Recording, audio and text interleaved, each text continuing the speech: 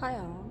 My personal approach to counseling has always been developed within the concept of equality, strength, accessibility, and encouragement. I believe that Before beginning my presentation, I want you to take a minute to look at the LGBTQ2. Alright, now envision yourself as a counselor.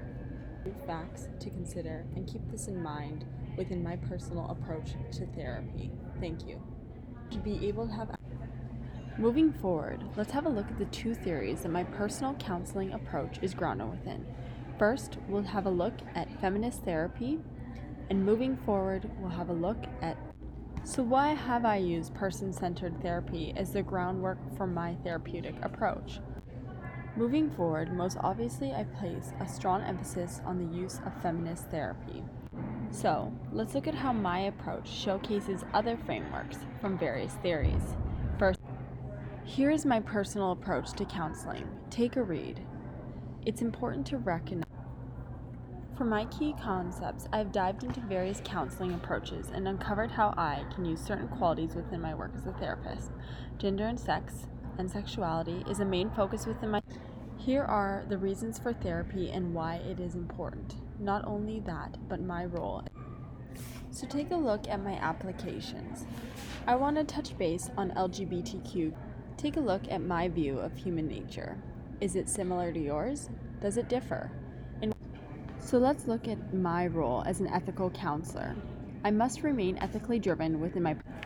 I think there is a battle when recognizing the relationship to the client and what you should hold in. The techniques I am issuing have stemmed from my own personal belief as well as other therapy. Moving forward though, let's have a look at some therapeutic techniques to really consider. Moving forward, I want you to consider and reflect on these two questions I pose. First, as I begin to wrap up my presentation, I want to look at how I have used these techniques and how overall they've been useful. I chose to base my techniques within the framework of care, consideration, and empathy to those requiring it most when I first began working on the project. I believe that the power of listening is vital, and allowing others to speak their mind is truly an effective tool within any circumstances and/or environment. Furthering to that, I am focusing my direction on Chapter 7, where we discuss human nature, specifically grounded in person-centered therapy.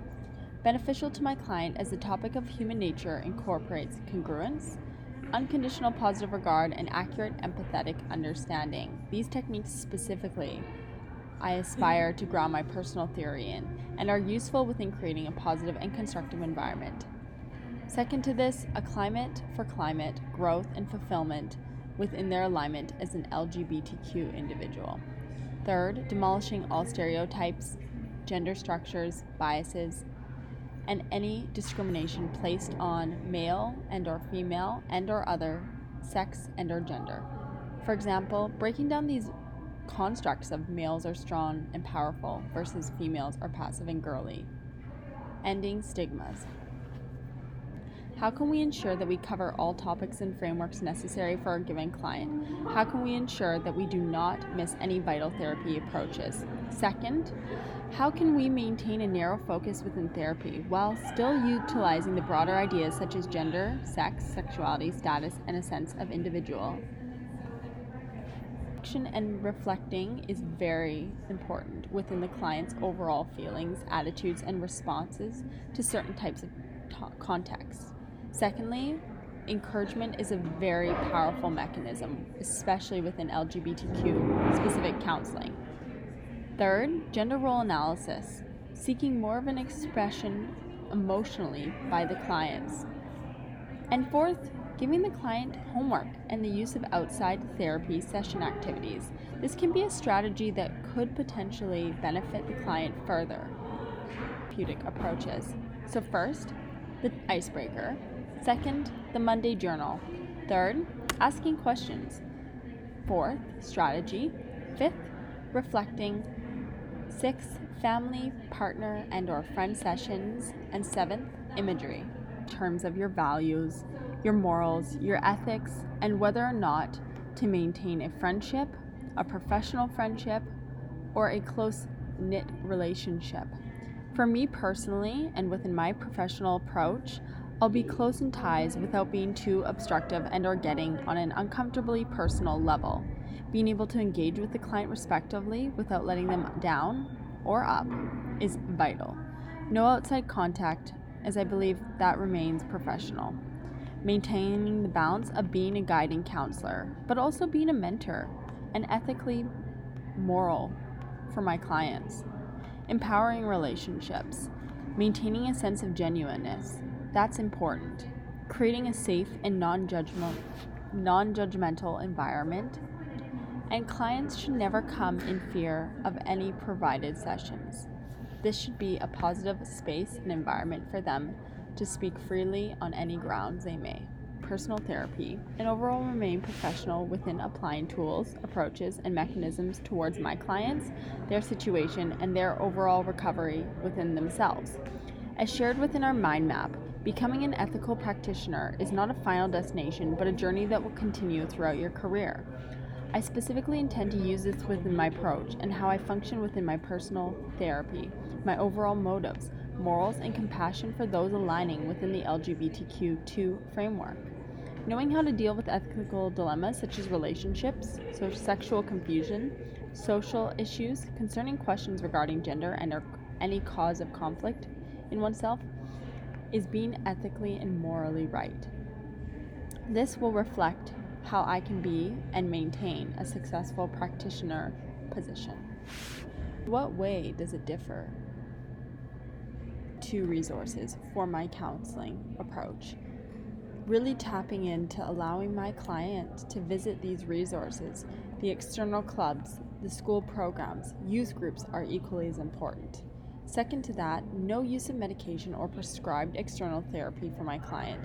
I'm really tapping into building a relationship with the client/therapist relationship.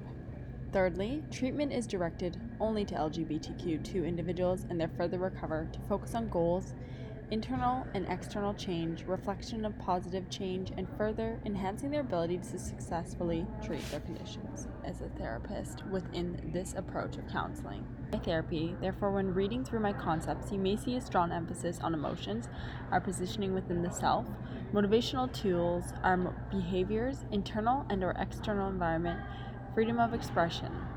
Positive human nature is a key concept of my therapy in terms of recognizing how we as individuals manage ourselves and our general instincts towards frameworks and topics. Take a look at this slide.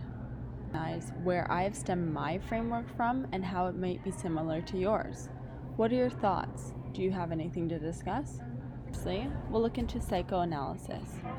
We'll also tap into gender fair approaches, flexible multicultural perspectives, lifespan perspectives, the concept of interactionists, RCT, unconditional positive regard, and the push button technique.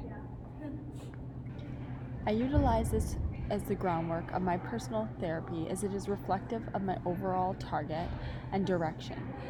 I'm attempting to disregard gender roles, stereotypes, hierarchies, biases, prejudices within society, and therefore, feminist therapy highly supports this attitude. Allowing clients to feel proper emotions and understand themselves is vital. Feminist therapy achieves this concept through the recognition on our individuality and the understanding that we are all equal. Well, it's to provide focus on allowing my client the ability to have a sense of self-esteem. As an LGBTQ2 individual, providing them with a greater recognition to who they are as an individual amidst their environment is critical. Not only that, it's to promote a non-judgmental environment, and that's something that we seek within both in educational atmospheres and professional atmospheres.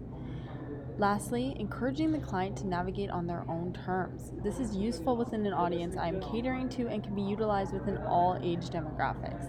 I specifically reference this in coordination with the educational platform. Client/person-centered therapy. Where does your personal approach align within? Is one of the two more of a focus for you? Access to plentiful resources. Never feel of less value to another group.